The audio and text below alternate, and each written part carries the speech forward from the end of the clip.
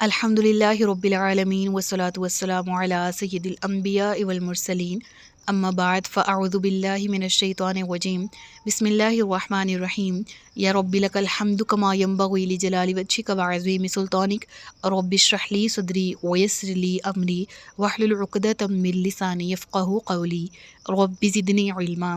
السلام علیکم ورحمۃ اللہ وبرکاتہ۔ پارہ نمبر 30 سورۃ الانفطار، اردو ترجمہ اور تفسیر۔ گزشتہ سبق میں آیت نمبر 8 تک ہم نے پڑھ لیا تھا۔ آج کے سبق میں آیت نمبر 9 سے باقاعدہ آغاز کیا جا رہا ہے، جس میں اللہ رب العزت ارشاد فرماتا ہے کلا بل تکذبون بالدین، ہرگز نہیں بلکہ اصل میں تم جزا و سزا کا انکار کر رہے ہو۔ اس سورہ کی ابتدا میں قیامت کے دن کا ذکر کیا گیا، اور اس کے بعد اللہ رب العالمین نے انسان سے ایک سوال کیا کہ کس چیز نے تمہیں اللہ سے غافل کر دیا ہے۔ پھر اللہ نے اپنا تعارف بیان کیا کہ میں نے تمہیں پیدا کیا، میں نے تمہیں بہترین صورت میں ڈھالا، میں نے جیسے چاہا تمہیں بنایا، اور پھر یہ کہ تمہاری اپنی تخلیق اس چیز کی گواہ ہے کہ میں عادل ہوں، میں معتدل رویہ پسند کرتا ہوں، اعتدال پسند کرتا ہوں۔ اور آیت نمبر 9 میں اسی اعتدال، اسی عدل کا ذکر ہے جو سزا اور جزا کے طور پر فیصلے کے دن ہمارے ساتھ برتاؤ کے طور پر کیا جائے گا۔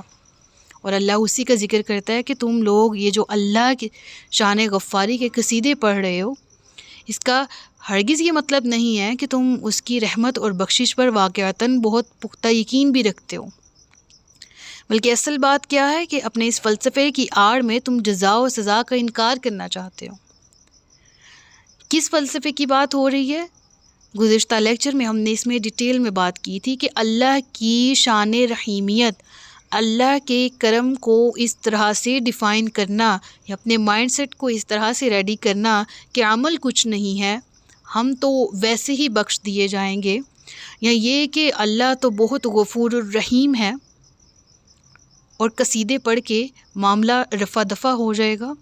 قرآن کا اصل مقصود یہ ہرگز نہیں ہے، اور اسی کا ذکر اللہ فرما رہا ہے کلا بل تکذبون بالدین، تمہارا ارادہ کیا ہے؟ تم انکار کرنے والے ہو قیامت کا، جزا اور سزا کا، کیونکہ اس وقت کے مشرکین تو واضح انکار کرتے تھے نا۔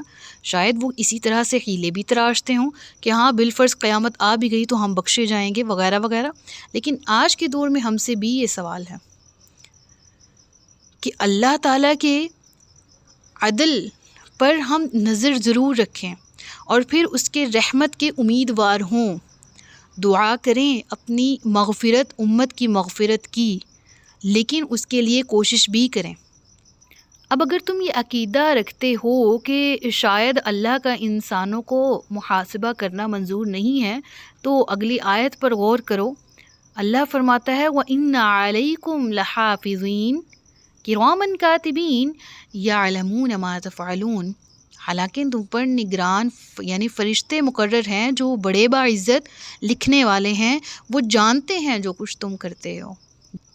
اب انسان کو یہ بات معلوم ہونی چاہیے کہ انسان کے پاس یعنی اس کے اوپر جو مامور 2 فرشتے ہیں، ان کا ہر انسان کے ایک ایک عمل کا ریکارڈ رکھنا، اس کو مرتب کرنا بیکار تھوڑی ہے۔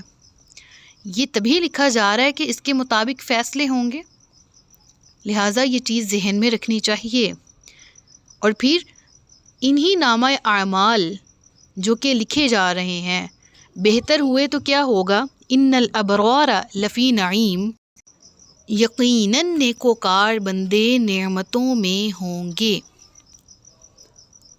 وَإِنَّ الْفُجَّارَ لَفِي جَحِيمٍ، اور یقیناً فاسق اور فاجر جہنم میں ہوں گے، يَصْلَوْنَهَا يَوْمَ الدِّينِ، داخل ہوں گے اس میں جزا و سزا کے فیصلے کے دن، یعنی قیامت کے دن جب فیصلہ ہوگا تو اس کے مطابق نیکوکار جنت میں، جبکہ فاسق اور فاجر جہنم میں داخل کر دیے جائیں گے۔ وَمَا هُمْ عَنْهَا بِغَائِبِينَ، اور وہ اس سے کہیں غائب نہیں ہو سکیں گے۔ یعنی مراد کیا ہے کہ جہنم سے بھاگ نکلنے کا کوئی رستہ نہیں ہوگا، اور نہ ہی کسی میں بھاگ جانے کی طاقت ہوگی۔ اور پھر اللہ فرماتا ہے وما ادراک ما یوم الدین، اور کیا تمہیں کچھ معلوم ہے کہ روز جزا کیا ہے؟ ثم ما ادراک ما یوم الدین، پھر کیا تمہیں کچھ اندازہ ہوا ہے کہ روز جزا کیا ہے؟ پھر آگے اللہ نے اس بات کا جواب دیا یوم لا تملک نفس لنفس شیئا۔ اللہ اکبر، جواب دیکھیے، یوم لا تملک نفس لنفس شیئا، جس روز کسی جان کو کسی دوسری جان کے لیے کوئی اختیار حاصل نہیں ہوگا، والامر یومئذ للہ، اور امر کل اس دن اللہ ہی کے دستے قدرت میں ہوگا۔ اس دن سر محشر پکارا جائے گا لمن الملک اليوم، کہ اے نسل انسانی، اے لوگو، دیکھو آج حکومت، اختیار اور اقتدار کس کے ہاتھ میں ہے؟ اور پھر اس سوال کا جواب سورۃ المؤمن آیت نمبر 16 بغور دیکھیے، اللہ خود ہی جواب فرماتا ہے للہ الواحد القہار، یعنی آج کے دن اختیار کل کا کل اللہ ہی کے پاس ہے، جو اکیلا ہے اور سب پر غالب ہے۔ اللہ اکبر کبیرہ۔ اور دوسری جگہ سورۃ البقرہ میں اللہ یہ ارشاد فرماتا ہے واتقوا یوما لا تجزی نفس عن نفس شیئا ولا يقبل منها شفاعة ولا يؤخذ منها عدل ولا هم ينصرون، اور ڈرو اس دن سے جس دن کام نہ آ سکے گی کوئی جان کسی دوسری جان کے کچھ بھی، اور نہ کسی سے کوئی سفارش قبول کی جائے گی، اور نہ کسی سے کوئی بدلہ قبول کیا جائے گا، اور نہ ہی انہیں کوئی مدد دی جائے گی۔ صدق اللہ العلی العظیم و صدق رسولہ النبی الکریم، سچ فرمایا اللہ نے جو عظمت والا ہے۔ آیت نمبر 19 پہ یہاں ہماری سورہ مکمل ہوئی۔